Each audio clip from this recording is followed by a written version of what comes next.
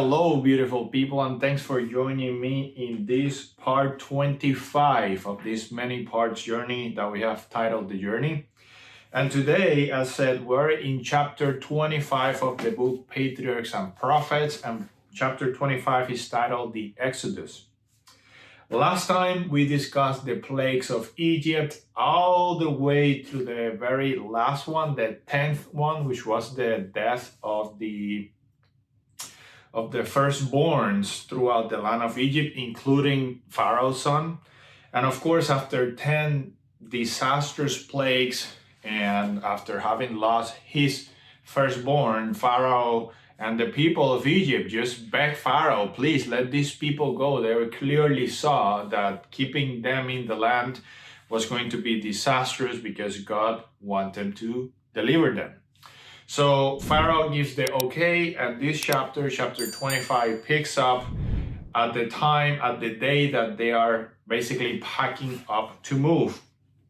So all the people of Israel left the land of Egypt as God had promised. It says in the book, that day completed the history revealed to Abraham in prophetic vision centuries before. Centuries meaning more than 400 years. And it cites here Genesis 15. Your descendants will be strangers in a land that is not theirs. This is God speaking to Abraham. And will serve them, and they will afflict them for 400 years. And also the nation whom they serve I will judge. Afterward they shall come out with great possessions. And God fulfilled his promise on that day. Not only the people of Israel were free to leave the land of Egypt, but they were allowed to live with everything that they possessed, which was a lot, especially cattle and animal livestock. This because, if we remember from a few discussions back, Joseph had basically saved Egypt from famine. And when this happened, and through the years after, the people of Egypt had sold most of their lands and most of their possessions to Egypt, to the government, you can say. But this did not apply to the Israelites in the land of Goshen. So they had much more, wealth than the Egyptians themselves. And on this day, they were taking it all with them towards the wilderness, towards the mountainous ranges, the deserts, and whatnot. So God fulfilled their promise, and at this point, there were two ways. If you look at a map where Egypt is and you have the Red Sea, there's a bit of land on top that you can cross over. But this land was, at war. The Philistines were in those lands.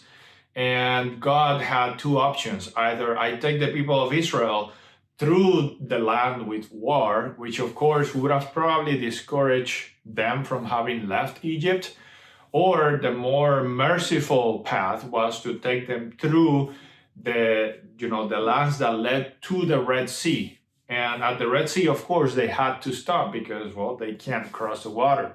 So two things happening here. First, God fulfilled his promise, and second, God chose mercy and compassion towards Israel by leading them through the path of the Red Sea. And the story tells us that God directed the people of Israel. And it is so beautiful because he's like with his precious people. God is like happy to have them released. He had just shown a magnificent amount of power by, throwing the plagues on Egypt and rescuing them from servitude and bondage to Egypt. And now they're leaving, and God is with them in the day in a cloud, and in the night in a cloud of fire. He was like leading them. Whenever the cloud moved, the people also moved after them. God was literally leading them throughout. And he says here that the cloud during the day, if you've ever been to Egypt and this land where Israel was walking is pretty desertic and the sun is pretty hot and intense. I had the opportunity to be there last year and it was literally mind-blowing. But it says that this pillar, this cloud, that it was God's leading them. During the day, it covered them to the point of creating optimum temperatures, so they don't sweat as much, perspire, and get tiresome. And then at night that it gets a little bit chilly, then the cloud of fire will not only guide them, but also give the heat to keep them going. And anyway, God is just so amazing. But one thing important, as the people of Israel left, yes, the people of Israel left, but also left people that were not from Israel. There were Egyptians that left with Israel because they were afraid of staying in Egypt because of all the plagues that had just happened. So there was a bit of good and bad. Lesson to be learned here. God did not forbid anyone that wanted to live with Israel to live with Israel. Everybody's welcome to follow, the people of God and God himself. Of course, it's ultimately up to them to choose to want to follow and honor God. So it says here, talking about this mixed multitude, this group, talking about the ones who left solely out of afraidness for staying in Egypt, this group were ever a hindrance and a snare to Israel. And that we will see clearly and vividly in the next chapter and a little bit in this one. So now Israel is camping by the Red Sea, happily ever after, minding their own business. And what happens? At Egypt, Pharaoh and his people started, they lost all of their labor, right? The labor class. Now there was no slave, there was nobody to do the work. And the Egyptians, since started resettling into them.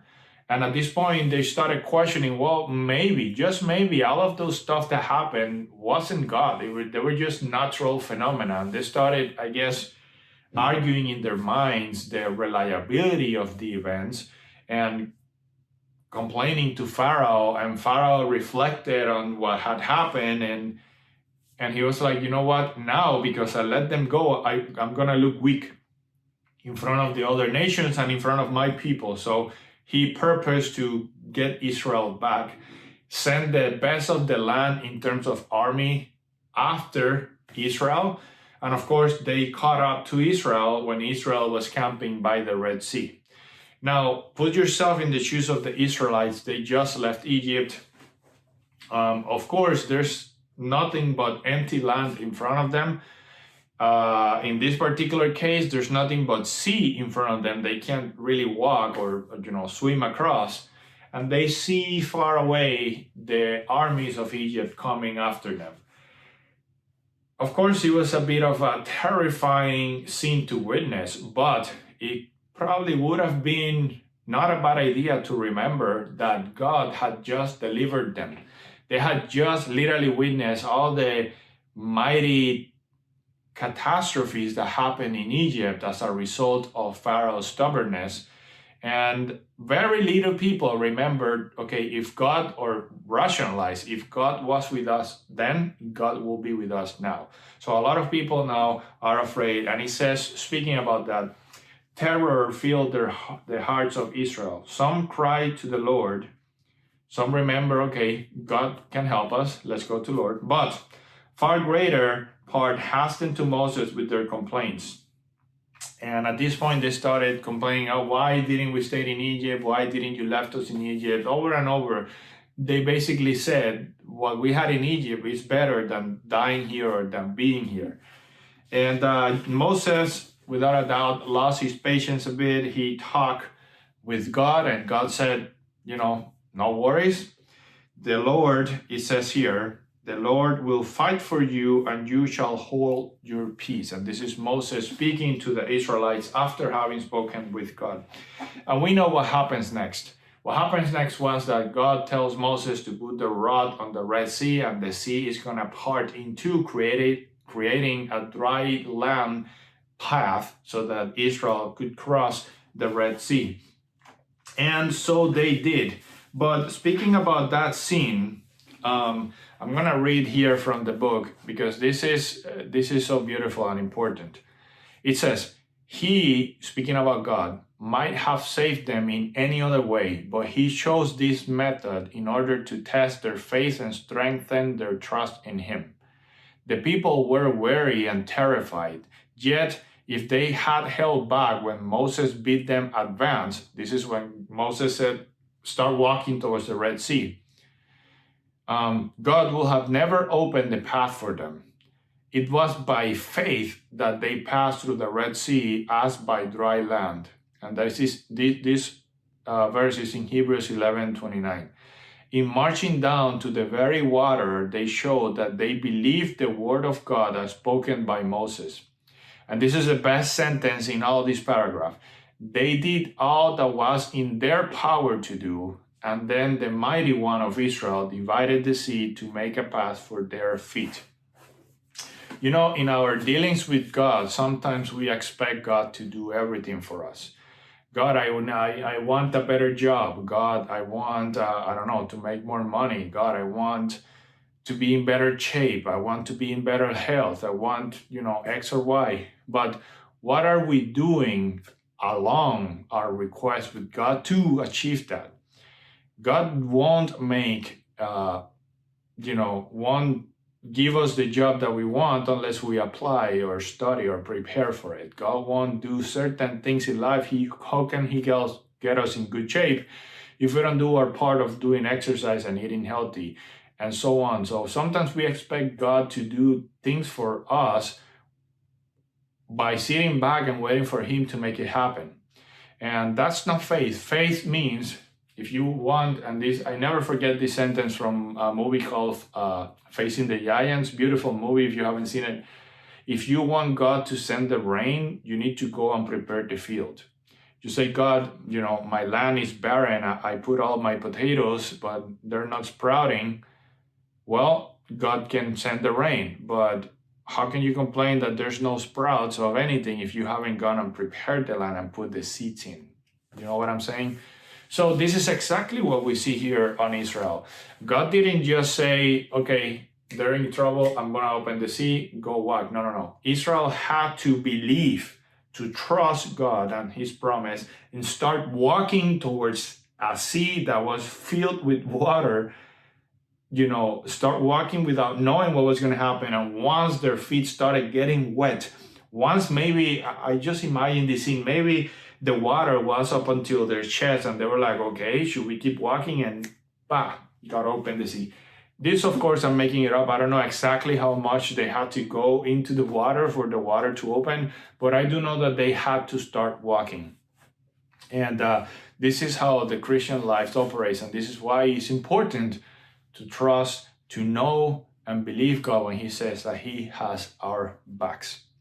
So, what a compassion, what matchless love has God shown to us, lost sinners, in connecting us with Himself to be to Him a special treasure. I don't know. That is indescribable and unexplainable love. Of course, the Egyptians wanted to go after Israel. After Israel had crossed, the sea was still open, and the Egyptians went all the way into the sea, only to find themselves trapped. And eventually, once Israel had moved all into dry land, the seas returned to its place, and the entire Egyptian army was killed that day. And you can imagine Pharaoh on the other side, seeing basically his entire army destroyed. He was a witness himself to what God does for His people. And the people of Israel, of course, at this point, they were happy. You can just imagine, sometimes we tell these stories. These stories are repeated so much in the church, in life, that they're like simple stories for us. They're like, oh yeah, the sea was divided. Just put yourself in that place. Imagine the sea opening in two and you walking through dry land with a wall of water on both sides. That must have been a sight to see. Definitely something that you won't see ever. It's not you don't see every day. You just don't see ever. And they got to witness. So they witnessed the power and the promises of God in full display, that He was going to take care of them. And at this point, they're all on the other side. The Egyptians died, and now they rejoice and sing and praise to the Lord God in heavens. A lesson for us that we should always be grateful. When God does things in our life, when things go our way, we are very good about asking God to make stuff happen, but are we thankful after He makes it happen? The other day, my wife sent me a picture on the internet that said, it was like a meme, you are living the life that once you prayed, or something like that. Like, I'm living now what once was a prayer for me. And that is so true in my life, I'll be honest. I literally can say that God gave me my absolute dream job, and He blessed me. What was once a prayer for me, I am living it today. And sometimes it's easy to forget, because now I have new desires and new passions, new things I want. So it's very easy to forget what I once wanted that God gave me today. And I work with myself to remind me of the goodness of God, and I ask you to do the same. Reflect on how good God has been to you. Pray and be thankful, and walk with Him always. I'll see you next time. Thanks for joining, and until next one.